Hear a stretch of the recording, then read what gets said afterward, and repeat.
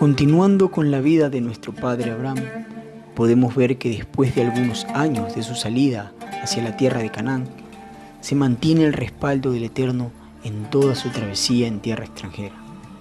El Eterno lo prosperó tal cual le anticipó. Ganó almas para la obediencia al Creador en Harán, gente que lo seguía y lo respetaba, y reconocía que el Eterno estaba con él, y aprendían a vivir con la sabiduría que Abraham les impartía. Fue también un hombre próspero económicamente al ser reivindicado por intervención del Creador en casa del faraón, en razón de que quiso tomar su mujer y la llevó a su palacio. Debido a esto, salió de Egipto con gran riquezas, y por socorrer a su sobrino, intervino en una guerra de naciones, saliendo victorioso. Y en ese mismo tiempo sale a su encuentro el Melquisedec, rey de justicia, rey de Shalem, sacerdote del Elohim Altísimo, y le da la bendición a aquel que tenía las promesas. Todo esto lleva a Abraham a convertirse en alguien de renombre y respetado por todos los pueblos, volviéndose la cabeza de un pueblo nómada, pudiendo él mismo palpar el cumplimiento de todo lo que el Eterno le había prometido. He aquí un recuento. Recibió de Melquisedec la bendición, como se le dijo: te bendeciré. Le puso su lugar entre los grandes, tal como dijo: engrandeceré tu nombre. Y sirvió para llevar a los que le seguían a la adoración del único Elohim verdadero, para que se cumpliese: serás bendición. Y el Eterno prosperó a quienes lo bendijeron, e infortunio cayó sobre los que lo oprimieron, para que se cumpliese cuando dijo: bendeciré a los que te bendijeren, y a los que te maldijeren, maldeciré. Y estas promesas no solo son para él, sino para toda su descendencia.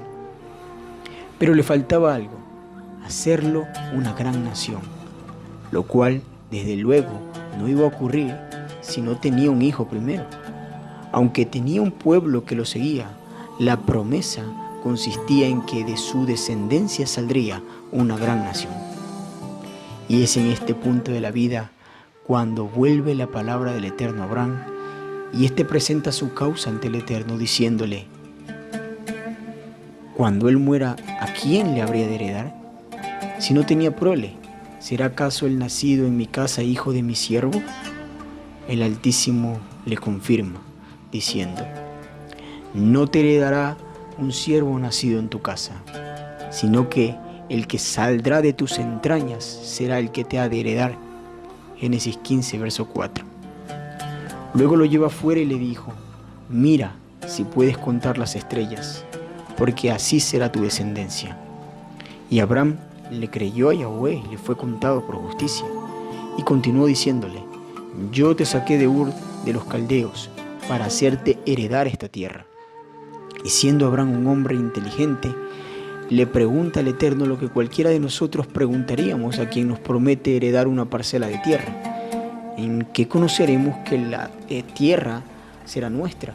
En otras palabras, legalmente, ¿en qué me voy a amparar para reclamar esta tierra?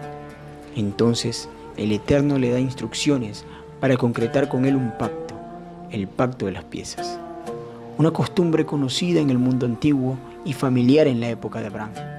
Esta consistía en que se partían los animales en dos, y al crear con sus cuerpos y su sangre un sendero por el cual las dos partes interesadas caminaban mientras pronunciaban el pacto, dando a entender que el que no cumpliese con su promesa se le haga como a uno de estos animales, derramando su sangre y muera. En esta parte podemos ver cómo el Eterno hace entrar un sueño al patriarca, y allí en el sueño le profetiza lo que ocurriría a su descendencia y cómo serían oprimidos en tierra lejana. Pero al cabo de un tiempo, él mismo los visitaría y los recogería de en medio de esa nación, la cual él juzgaría y los libertaría con grandes riquezas. Y aún establece el tiempo diciendo que en la cuarta generación volverían acá. Y es allí donde el Eterno se manifiesta como una antorcha de fuego que pasa entre los animales divididos y pronuncia el pacto de la tierra. Pues dice: a tu descendencia daré esta tierra, desde el río de Egipto hasta el gran río Éufrates, la del Ceneo, Ceneseos, Cadmoneos, Geteos, Fereceos, Rafaitas, Amorreos, Cananeos, Gergeseos y Jebuseos. Génesis 15 del 18 al 21. Es importante saber que los pactos no carecen de valor a través del tiempo, ni quedan obsoletos. Y este pacto, hecho hace 4000 años por el Creador con Abraham, es eterno, no termina y aún está en vigencia. Pero hasta el día de hoy, nunca en la historia de Israel ha tenido estas fronteras, sino que ha sido mucho más reducida el territorio al cual ha dominado, por lo cual aún estamos en la espera del cumplimiento de esta promesa.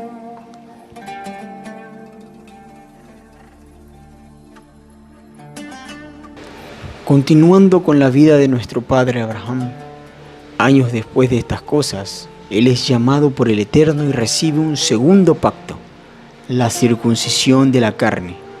Aparte del pacto que con él concretó de entregarle la tierra, en este nuevo convenio lo vincula a él y a su familia y a todos sus descendientes. En este contrato, el Eterno se compromete en ser el Elohim de él y de sus descendientes, y que ellos serían su pueblo.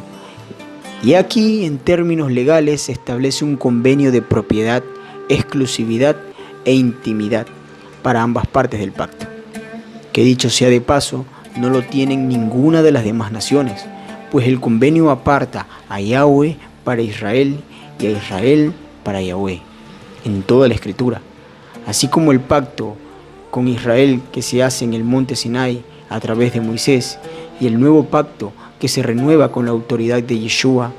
Ambos, una vez que se han mencionado los términos, se concluye diciendo: yo seré tu Elohim y tú serás mi pueblo.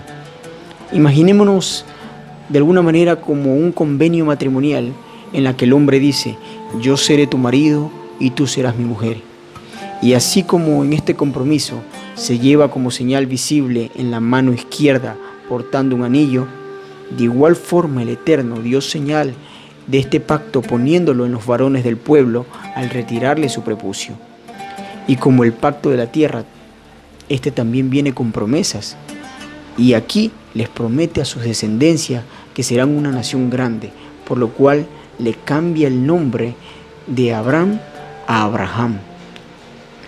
Teniendo ya el pacto de la tierra, un espacio físico donde establecerse, la promesa de un heredero, un hijo que tomaría su lugar como jefe de la casa, la palabra de convertirse en una gran nación, un pueblo numeroso entre las naciones, y la garantía de que este pueblo tendría la dirección y la protección de Yahweh y el honor de representarlo a los ojos de las demás naciones. A futuro vemos esto con Moisés, cuando les da una norma y un estilo de vida diferente al de los demás pueblos. Ya a este punto, el Evangelio del Reino empieza a tomar forma, empieza a tomar cuerpo en forma de promesas y pactos. Aún no son palpables, pero dan esperanza a aquellos a quienes son dirigidas, en este caso a la descendencia de Abraham, pero aún nos queda ver cómo estas promesas alcanzan a todas las familias de la tierra.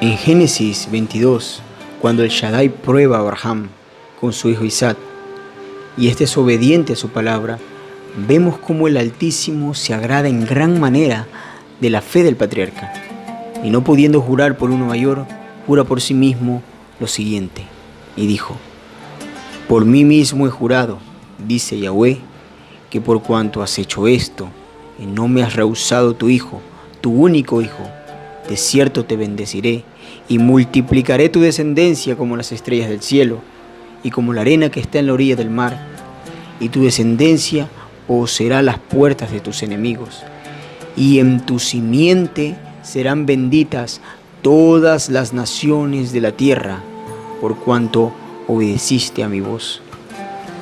Me parece extraordinario ver la sublime benevolencia del Altísimo, otorgada a los vivientes, al cumplir su palabra, hecha ya hace 4000 años en la atadura de Isaac, hijo de Abraham, que en cierta manera es una sombra de la redención del mundo que se haría casi 2000 años después, en la misma región, con la muerte de Yeshua en el madero. El juramento dice: en tu simiente serán benditas todas las naciones de la tierra, jurando o juramentando que es en su semilla, en su esperma, su simiente, sería el medio para bendecir a las naciones o al mundo en el futuro. Aunque ciertamente aquí no está hablando específicamente de Israel, sino más bien del Mesías, bendito sea, que saldría de los lomos de Abraham. Pues Shaul dice: ahora bien, a Abraham fueron hechas las promesas, y a su simiente. No dice a sus simientes como si hablase de muchas, sino como de uno, a tu simiente, la cual es el Mesías. La reafirmación de estas promesas, junto con el pacto de su descendencia, poseerá la tierra de Canaán, es algo que vuelve como un patrón a todos los patriarcas, o más bien es una herencia que se transfiere de padre a hijo a través de la bendición, pues a Isaac se le dice: habita como forastero en esta tierra, y estaré contigo y te bendeciré, porque a ti y a tu descendencia daré todas estas tierras. Confirmaré el juramento que hice a Abraham, tu padre, y multiplicaré tu descendencia como las estrellas del cielo, y daré a tu descendencia todas estas tierras, y todas las naciones de la tierra serán benditas en tu simiente. Por cuanto oyó Abraham mi voz, y guardó mis preceptos, mis mandamientos, mis estatutos y mis leyes. También a Jacob el Eterno le dice, hablando en Génesis 28, he aquí Yahweh estaba en lo alto de ella, la cual dijo: yo soy Yahweh, el Elohim de Abraham tu padre, el Elohim de Isaac.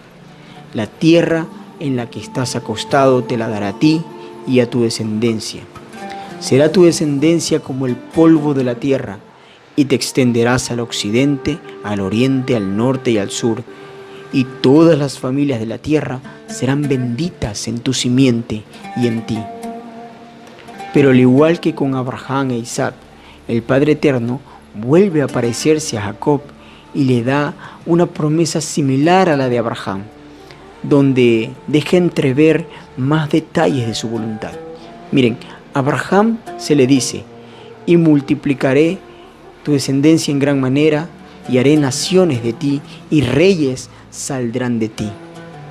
A Jacob se le dice, también le dijo Elohim: yo soy el Elohim omnipotente. Crece y multiplícate. Una nación y conjunto de naciones procederán de ti, y reyes saldrán de tus lomos. La tierra que he dado a Abraham y a Isaac te la daré a ti, y a tu descendencia después de ti daré esta tierra. ¿Lo notaron? Ya aquí no solo le promete que de él saldría una nación, la cual es Israel, misma que jamás perdería su particularidad, sino que también le promete que de él saldrían naciones. Y la palabra en hebreo es goim, que significa gentiles, etnias se traduce. Y me parece mucho más interesante que las palabras que Yahweh dirige a Jacob sean en hebreo ukahal goim, congregación de pueblos o asamblea de gentiles procederán de ti. Ahora bien, analicemos un momento esto. La promesa dice que de Jacob o de su simiente saldría multitud de entre las naciones, y que muchos gentiles procederían del patriarca. ¿Cómo sería eso posible? Sabemos que de Jacob solo salen las 12 tribus, y no tiene más hijos que no fueran según el linaje escogido, a diferencia de su padre Isaac, que tuvo a Esaú, o como su abuelo Abraham, que tuvo a Ismael y otros más. Por lo cual podemos concluir que esta palabra dada a Jacob no implica que él tendría hijos que formaran más naciones aparte de Israel, pues su descendencia entera se estructura únicamente en Israel. Pero aún así vemos que se le promete que saldrían gentiles de él.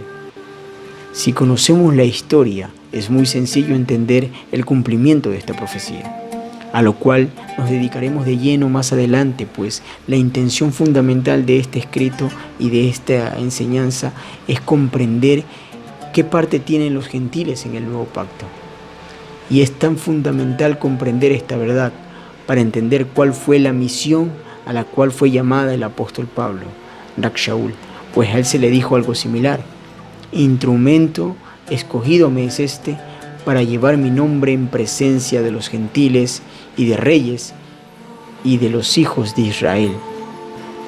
Usted puede comprobar lo que voy a decir en cualquier Biblia de estudio que posea una concordancia Strong o una página de internet donde se muestren las palabras originales del texto, que la palabra "y" del versículo que acabamos de leer, donde está subrayado en la pantalla con un color, que significa, su verdadero significado real es ambos, y es inapropiadamente traducido en el texto como "y", porque todos provienen de Jacob, de Israel, por lo cual el texto original diría en realidad esto: instrumento escogido me es este para llevar mi nombre en presencia de los gentiles y de reyes, ambos de los hijos de Israel.